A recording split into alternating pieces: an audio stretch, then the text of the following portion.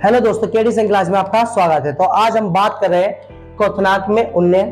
ठीक है, इससे हम अणुसंख्या गुणधर्म पढ़े थे। उससे पहले कौन सा अणुसंख्या गुणधर्म पढ़ लिया था हमने? वाजदाब का अपेक्षिक अवनमन।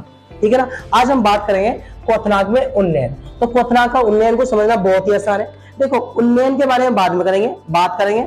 सबसे पहले आप क्वथनांक को समझो, क्वथनांक क्या होता है। देखो कि मान लिया आपके पास क्या है, क्वथनांक को समझाना। मान लिया कि आप जब बचपन में पढ़ते थे, मतलब 9th और 10th क्लास में पढ़ते थे, तो जब आपको क्वथनांक कैसे समझाते थे, मान लिया कि आपके पास कोई भी एक द्रव है, जब ये द्रव आपका गैस में परिवर्तित होने लग जाएगा, जब ये आपका द्रव गैस में परिवर्तित होने लग जाएगा, गैस में परिवर्तित होने लग जाएगा, तो जितना भी वो ताप दे रहे हो, जितना भी वो टेम्परेचर दे रहे हो, वही ताप क्या कहलाएगा? क्वथनांक बिंदु कहलाएगा।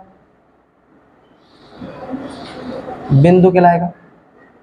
यही तो पढ़ते हो समझ में। मान लिया जब कोई द्रव अब गैस में क्या हो रहा है, परिवर्तित हो रहा है, तो इसमें क्या बोलते हैं? क्वथनांक बिंदु बोलते हैं। जल का क्वथनांक कितना होता है? 100 डिग्री सेल्सियस। अब जल के साथ ऐसा क्या हुआ 100 डिग्री सेल्सियस पे? कहना मतलब ये है कि जल के जो द्रव के अणु है वो अब जब गैस में परिवर्तित होने लग गए। देखो, जैसे मान लिया कि आप सिलेंडर पे पानी रखते हो, तो एकदम से गैस में परिवर्तित नहीं होते। अब कुछ ना कुछ टेम्परेचर लेते लेते लेते लेते लेते लेते जब एक बार द्रव का वाष्प वायुमंडल दाब के बराबर हो जाता है, तो तभी आपके द्रव के अणु गैस में परिवर्तित होने लग जाते हैं। क्या बोला? ऊपर से गया, समझो। आपके पास क्या है, जैसे ये द्रव है, अब इस द्रव का क्या होगा? एक वाष्प दाब होगा। ये आपका क्या है? द्रव बोले तो विलायक। इस विलायक का क्या होगा? वाष्प दाब होगा। विलायक का वाष्प दाब। अब आपका ये क्या होता है? वायुमंडल दाब होता है। ये क्या होता है आपका? वायुमंडल दाब, एटमॉस्फेरिक प्रेशर। ठीक है। अब जैसे मान लिया कि आप गिलास लेके आते हो, तो गिलास का तापमान कुछ और होता है, और आपका जो रूम टेम्परेचर होता है, जो बाहर का वायुमंडल है दाब है, वो क्या होता है? कम होता है।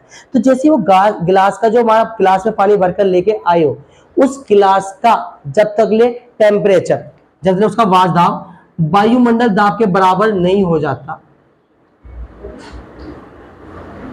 तो वो गैस बोले तो वाष्प में परिवर्तित नहीं होने का।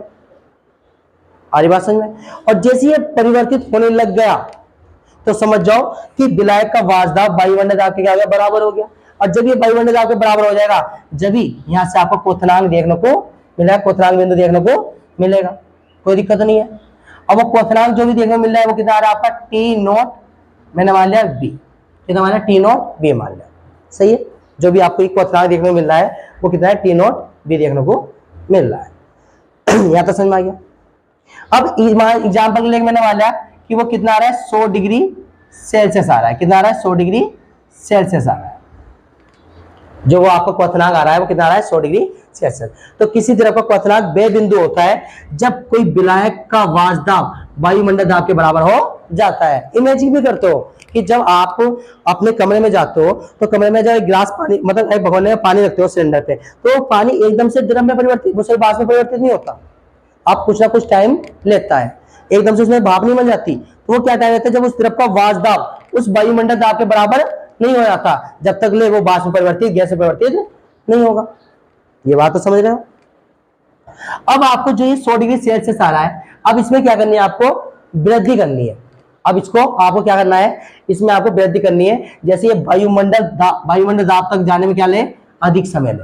सही है ना? अब सिंपल सी बात है, इसमें आपको वृद्धि करनी है। 100 डिग्री सेल्सियस से लाना है 150 डिग्री सेल्सियस। 150 डिग्री सेल्सियस इतनी वृद्धि करनी है। सही है कि आपको क्वथनांक जो आ रहा था, ये क्वथनांक जो आ रहा था 100 डिग्री सेल्सियस आया था, इसमें आपको थोड़ी वृद्धि देखने को मिल जाए। तो आप देखो कैसे वृद्धि करोगे। देखो सुनो, जैसे विलायक का वाष्प दाब है और ये वायुमंडल दाब है, तो सिंपल सी बात है, वायुमंडल दाब तो एक फिक्स है। और वायुमंडल दाब को तो आप चेंज नहीं कर सकते। आप क्या चेंज कर सकते हो? विलायक का वाष्प दाब। अगर मैं विलायक के वाष्प दाब को किसी तरीके से चेंज कर दूं, मतलब कहना मतलब इस विलायक के वाष्प दाब को थोड़ा सा मैं घटा दूं, मतलब यहां ले आके आऊं, और जब मैं इसको घटा दूंगा, तो ये वायुमंडल दाब तक होने में समय क्या लेगा? अधिक लेगा।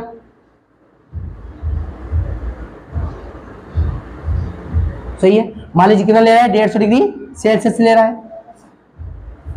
सही है ना। और जब आपका अधिक हो जाएगा क्या, वाजदाब को सॉरी क्वथनांक, तो वो वृद्धि देखने को मिल जाएगी। परंतु प्रश्न ये होता है कि विलायक का जो वाजदाब है इसमें कमी कैसे करें। तो आपने पढ़ रखा है कि जब किसी विलायक में कोई एवाशील पदार्थ मिला देते हैं तो उसके वाजदाब में कमी आ जाती है। अगर मैं इस विलायक में बोले तो ये पानी वगैरह मान लेते हो कि इस विलायक में कोई एवाशील विलय मिला दूं, अगर इसमें विलायक में कोई एवाशील विलय मिला दूं, जैसे पानी में क्या मिला दूं, मैं चीनी मिला दूं,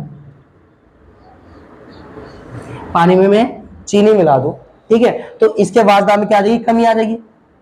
और जब वाजदाब में कमी आ जाएगी तो ये वायुमंडल दाब तक होने में ताप क्या लेगा, ज्यादा लेगा, जिससे इसका क्वथनांक क्या आएगा, ज्यादा आएगा। और जो भी क्वथनांक आ रहा है वो कितना मान लिया मैंने, टी बी मान लिया, कितना मान लिया मैंने, टी बी मान लिया है।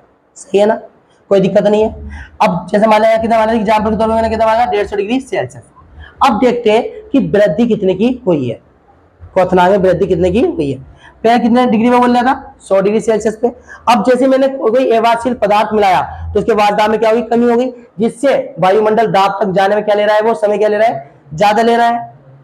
तो वो कमी कितने की आई, तो आप क्या करोगे, 150 डिग्री सेल्सियस में से 100 डिग्री सेल्सियस क्या कर दो, माइनस कर दो।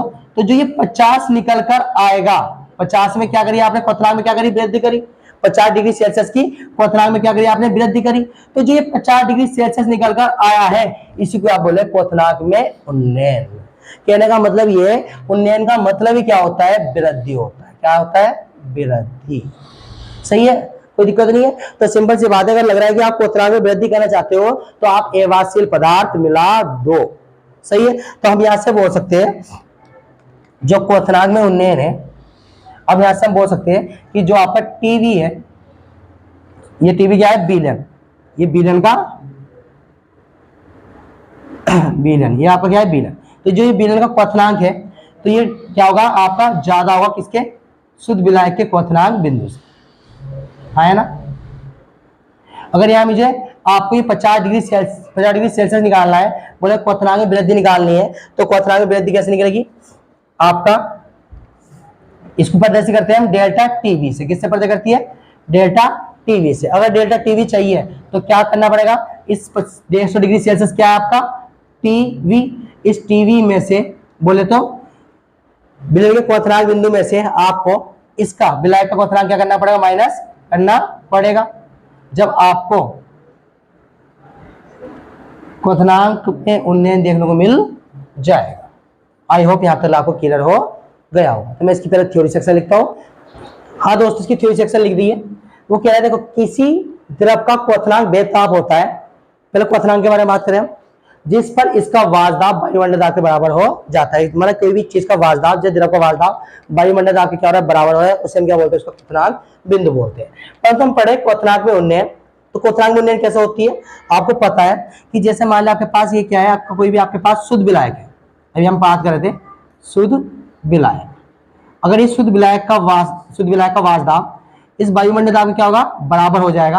अब वो जितने भी ताप ले रहा है वो क्या ले रहे हैं, हम उसे क्या बोल रहे हैं, क्वथनांक बोल रहे हैं। तो मान लो कितना क्वथनांक था आपका, T0V, ये आपका वायुमंडल दाब, वायुमंडल दाब।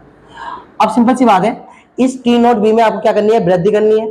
तो आपने क्या कर दिया, इस शुद्ध विलायक में क्या कर लिया आपने, कोई एवाशील पदार्थ मिला दिया। जैसे मान लिया, यहां मान लिया आपने विलयन बना लिया, और विलयन मिलाने से उसके वाजदाब में क्या आ गई, कमी आ गई। उसके वाजदाब में कमी आने से जिससे उस विलयन को अधिक ताप पर क्या करना पड़ेगा, गर्म करना पड़ेगा। सही है, जिसे आया वो आया था आपका टीवी। ये बात आपने पढ़ ली थी। तो सुनो, जब किसी शुद्ध विलायक को कोई एवाशील पदार्थ मिलाया जाता है, जैसे मान लिया कि आपने यहाँ पानी में क्या मिला दी, चीनी मिला दी। चीनी क्या है, एवाशील पदार्थ है। तो जब किसी विलायक में कोई एवाशील पदार्थ मिलाया जाता है तो उसके वाजदाब में कमी आ जाती है। तो पहले की तुलना में वाजदाब क्या हो गया, घट गया। देखो, जिस कारण विलयन को अधिक ताप पर गर्म करना पड़ता है। पहले इसको इतना गर्म करना पड़ा था, अब जो इसको इतना गर्म करना पड़ रहा है, मतलब ताप क्या ले रहा है, ज्यादा ले रहा है, अधिक गर्म करना पड़ता है। अतः विलयन का क्वथनांक कितना है, T0V, सॉरी टीवी। विलयन का क्वथनांक कितना है, टीवी। और शुद्ध विलायक का क्वथनांक कितना है, टी नोट बी, क्या से क्या होता है, सदैव अधिक होता है। सिंपल सी बात है, इसका कितना आएगा, ज्यादा आएगा, इसका आपका 100 डिग्री सेल्सियस होगा, तो हमेशा इसका क्या आएगा, ज्यादा आएगा। जैसे 120 डिग्री सेल्सियस आ गया, तो सिंपल सी बात हम बोले कि बीएल का क्वथनांक ये 120 डिग्री सेल्सियस, शुद्ध विलायक के क्वथनांक बोले 100 डिग्री सेल्सियस से सदैव क्या होता है, अधिक होता है। और मान लिया कि हमने बीएल का क्वथनांक कितना मान लिया, टीबी, और शुद्ध विलायक का क्वथनांक कितना मान लिया, टी नोट बी। अब उसका जब अंतर करोगे, मतलब 120 में से 100 क्या करोगे, माइनस करोगे, तो कितना निकल गया है, 20 डिग्री सेल्सियस। तो उसका जो अंतर आ रहा है, इस 20 डिग्री सेल्सियस हम क्या बोलते हैं, क्वथनांक का उन्नयन कहते हैं। इसे डेल्टा टीबी से प्रदर्शित करते हैं। ये बात समझ में आ गई, यहां तक समझ में आ गया। चलो अब आगे बढ़ो। अब जो ये क्वथनांक का उन्नयन है, अगर हम देखें, और जो ये आपका क्वथनांक का उन्नयन है, ये किस पर निर्भर कर रहा है? ये 20 डिग्री सेल्सियस जो क्वथनांक का उन्नयन आ रहा है, किस बात पर निर्भर कर रहा है? ये इस बात पर निर्भर कर रहा है कि आप यहाँ चीनी की मात्रा कितनी मिला रहे हो। ये बात आपको समझ में आ रही है? अगर यहाँ विलेय पदार्थ की मात्रा अगर आप यहाँ ज्यादा मिलाओगे, सुनो, अगर विलयन में विलेय पदार्थ की मात्रा ज्यादा मिलाओगे तो वाष्प दाब में क्या आएगी, और भी ज्यादा कमी आएगी। और वाष्प दाब में और भी ज्यादा कमी आएगी तो उसे विलयन को अधिक ताप पर क्या करना पड़ेगा, गर्म करना पड़ेगा, जिससे टेम्परेचर क्या आएगा, ज्यादा आएगा। मान लिया कि वो 200 डिग्री सेल्सियस पे उबलेगा। तो अब जब 100 में 200 घटाओगे तो क्वथनांक उन्नयन कितना आएगा, 100 डिग्री सेल्सियस आएगा। तो कमी क्या आई, वो क्वथनांक में उन्नयन क्या आया, वृद्धि क्या आई, और भी ज्यादा आई। अगर आप इसमें चीनी क्या मिलाओगे, कम मात्रा में मिलाओगे। अब जब चीनी कम मात्रा में मिलाओगे तो वाष्प दाब में क्या आएगी, थोड़ी सी कमी आएगी। और जब वाष्प दाब में थोड़ी सी कमी आएगी तो मान लिया कितना, तो उसको कम ताप पर क्या करना पड़ेगा, कम करना पड़ेगा। मान लिया 110 डिग्री सेल्सियस पे कम करना पड़ रहा है, तो 100 में से घटाओगे तो कितना आएगा, 10 डिग्री सेल्सियस आएगा। तो यानी कि अगर आपको कम क्वथनांक में उन्नयन में वृद्धि क्या करनी है, आपको ज्यादा करनी है, तो सिंपल सी बात है, इस चीनी की मात्रा क्या करनी पड़ेगी, ज्यादा मिलानी पड़ेगी, है ना। विलेय पदार्थ की मात्रा ज्यादा मिलानी पड़ेगी, और कम करनी है तो विलेय पदार्थ की मात्रा कम करनी पड़ेगी। तो हम बोल सकते हैं कि जो क्वथनांक में उन्नयन है वो समानुपाती होगा विलेय पदार्थ की मात्रा के। मात्रा यहां तक तो समझ सकते हो, सही है। यानी यहां से हम बोल सकते हैं कि जो आपका डेल्टा टीवी है वो समानुपाती किसको होगा, विलेय पदार्थ की मात्रा के। अब विलेय पदार्थ की मात्रा अगर मैं तुमसे बोलूं कि अगर किसी विलायक में कितने विलेय के मोल उपस्थित है, किसी विलायक में अगर पानी में विलेय के मोल कितने उपस्थित है, विलेय के मोल कितने उपस्थित है, उसको कौन बताता है, उसको कौन सांद्रता के पद आते हैं। तो सांद्रता के पद हमने अच्छे तरीके सीख रहे हैं कि किसी विलायक में विलेय कितना उपस्थित है उसको बताने के लिए कौन आती है, मोललता आती है। क्या आती है, मोललता, सही है ना। मोललता क्या कहती है, 1 किलोग्राम विलायक में विलेय के मोल कितने उपस्थित है उसे बताती है। तो यहाँ वही केस बनना है कि पानी में चीनी कितनी उपस्थित है उसको कौन सांद्रता का पद बताएगा, मोललता। तो यहाँ से हम बोल सकते हैं कि डेल्टा टीबी स्मॉल एम के क्या होगा, मोललता को किसमें लिखते हैं, स्मॉल एम से, ठीक है, क्या होगा, समानुपाती होगा। और जब यहाँ से हम समानुपाती का चिन्ह हटाएंगे तो यहाँ से समानुपाती चिन्ह हटाएंगे, एक क्वेश्चन आता है के बी, स्मॉल एम, गंदी बात। चलो ये आपको देखने को मिल गया है उतना बोले। अब आप बात करते हैं मोललता कि मोललता फार्मूला क्या होता है। देखो मोललता फार्मूला होता है विलेय का भार बटे विलेय का अणुभार। तो यानी कि हम इसमें डबल उल्टा लेके चलते हैं। विलेय का भार कितना मान लिया मैंने, W2, अणुभार कितना मान लिया मैंने, M2 इंटू 1 विलायक का द्रव्यमान। तो विलायक का द्रव्यमान कितना मान लिया मैंने, W1, ठीक है। अगर ग्राम में होगा तो यहाँ कितने कर दो, 3 0 बढ़ा दोगे, ठीक है ना।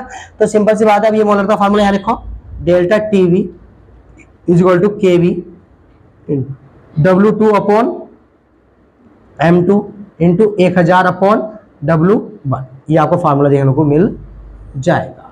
यहां से लिख लेना, मैं बोल रहा हूं तो नोटबुक में लिखना। W2 क्या है, विलेय का भार है। M2 क्या है, विलेय का अणुभार है। W1 क्या है, विलायक का द्रव्यमान है। और 1000 का फार्मूला में देखने को मिलेगा, ग्राम में आएगा तो 1000 मिलाओगे। और केबी क्या आपका मोलर स्थिरांक है, जो आपको केबी कांस्टेंट मिलने देखने को मिला है, क्या आपका मोलर स्थिरांक है, मोलर स्थिरांक। और डेल्टा टीवी, आपका जो डेल्टा टीवी है ये आपको पता है, ये क्या है आपका डेल्टावी क्वथनांक का उन्नयन है। ठीक है ना, ये बात आप सिंपल सी लिख लो। ठीक है, अब हम बात करेंगे हेमांक में अवनमन के बारे में और मिलते हैं नेक्स्ट वीडियो में।